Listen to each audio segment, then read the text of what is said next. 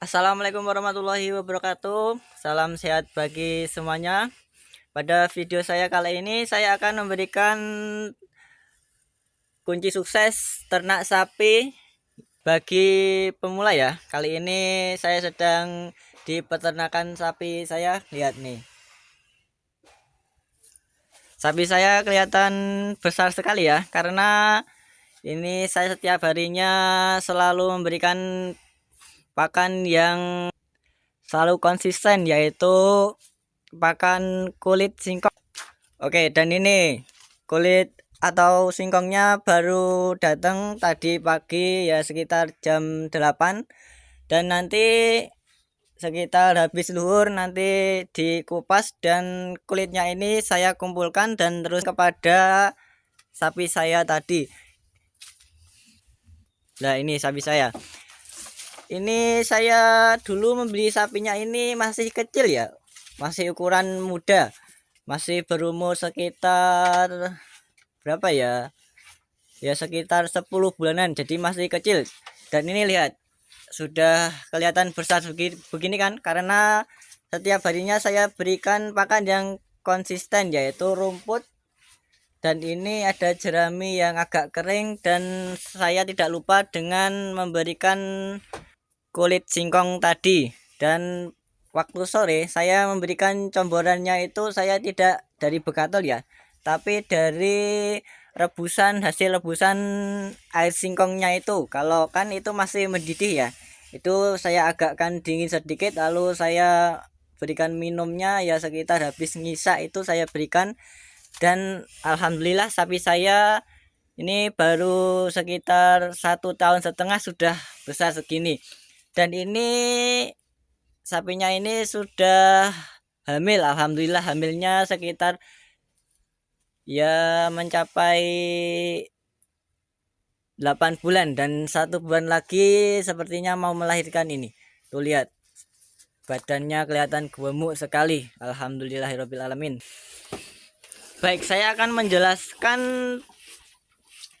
yang bikin saya itu mahir sekali ya dalam memelihara sapi, mulai dari nol sampai dewasa seperti yang Anda lihat seperti saat ini.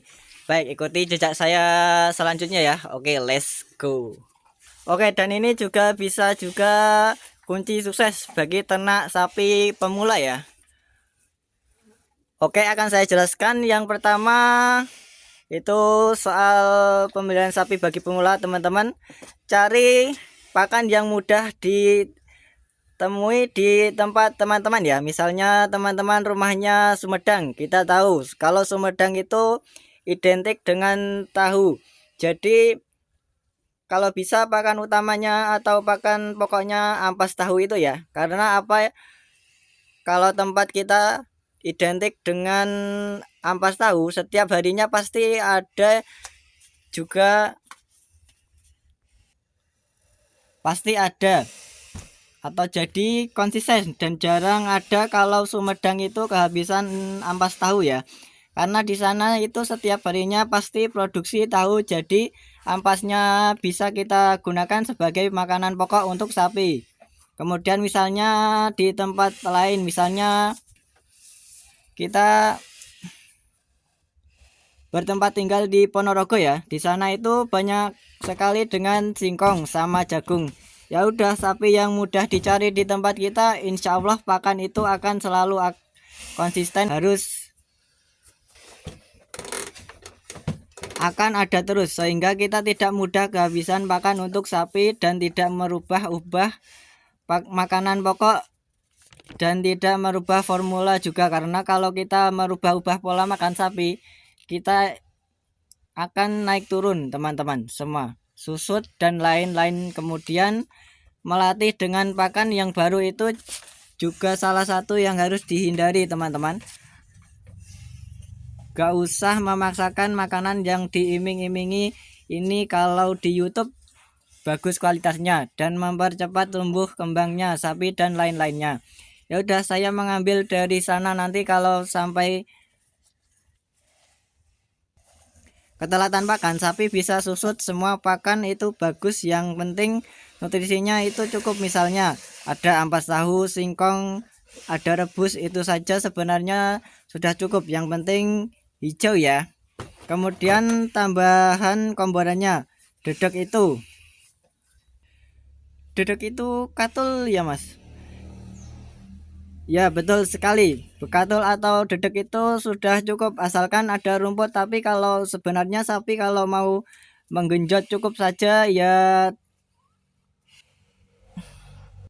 cukup-cukup saja ya, tapi tidak cukup, kita harus lebih, misalnya ditambahin konsentrat. Kita carikan konsentrat yang mudah kita cari di tempat kita, yang konsisten, dan selalu ada. Itu dua faktor yang akan utama untuk pemula. Teman-teman semua harus terus, yang tidak kalah penting tempat-tempat kalau pemula itu cari bibit sapi atau cari pedagang yang benar-benar bisa diajak mitra ya. Dan cari bibit sapi yang benar-benar sapinya itu bagus kualitas dan kuantitasnya. Jangan sampai kita itu mendapatkan bibit sapi yang cacingan dan lain sebagainya, atau kurang nafsu makan dan sakit-sakitan. Lebih baik kita dalam mencari bibit sapi itu langsung dari peternakan sapi, yang sehingga kita bisa memilih langsung mana sapi yang menurut kita itu baik dan bagus. Dan juga kita harus mengajak salah seorang atau teman yang sudah benar-benar mahir dalam hal atau jenis sapi yang ingin nanti bagus atau tidak pertumbuhan dan perkembangannya. Kalau sudah pas dengan pandangan sapi yang sudah dipilih, kita tinggal beli bibit tersebut dan membawa pulang untuk dipelihara. Kemudian kesehariannya kita bisa beri makanan yang tadi sudah saya paparkan di depan ya. Cari pakan yang mudah ditemui saja di dekat kita. Jadi kita tidak perlu bergonta-ganti pakan yang akan mengakibatkan susutnya sapi yang sedang dipelihara bagi pemelihara sapi pemula. Kemudian selanjutnya jangan lupa faktor yang terakhir ini, yaitu faktor momentum. Jadi kalau kita mau beli sapi bisa bang. Jadi kalau kita beli sapi bisa momentumnya harga sapi relatif turun seperti apa bang? Momen seperti apa bang? Biasanya menjelang puasa atau saat puasa, kalau enggak di musim kemarau panjang seperti saat ini ya. Jadi harga relatif turun, kemudian jualnya di momentum waktu Idul Fitri atau Idul Adha. 2 hari harga sapi mulai naik 2 hari ini, yaitu Idul Adha dan Idul Fitri. Begitu ya teman-teman. Dan teman-teman semua, saran saya bagi peternak pemula, ketika punya sapi jantan, kalau ditawar waktu Idul Adha, kalau tawarannya sudah mentok, langsung segera lepas saja ya. Karena apa? Sapi tersebut setelah Idul Adha bisa turun sampai 2 jutaan. Misalnya harga sapi itu mulai dari 30 sampai 35, bisa turun 2 sampai 3 jutaan walaupun sapi itu tidak susut atau tidak sakit-sakitan, karena saat itu sudah waktunya penurunan permintaan harga pasar. Jadi kalau permintaannya banyak atau tinggi, harganya tinggi juga. Ketika permintaan sudah rendah maka harganya langsung anjlok juga ya. Seperti hukum ekonomi lah. Jadi saran dari saya seperti itu ya. Mungkin tipsnya itu ya teman-teman semua. Garis besarnya ada 4 tadi yang saya sebutkan. Oke, saya ulangi kembali ya. Yang pertama soal pemeliharaan bibit atau pemilihan bibit, kemudian perawatan. Yang ketiga pemeliharaan supplier.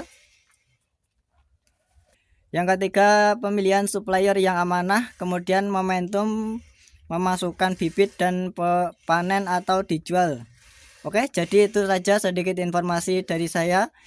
Semoga informasi saya kali ini bisa memberikan manfaat dan edukasi bagi semua, dan salam sehat bagi semua. Jangan lupa like, comment, subscribe-nya,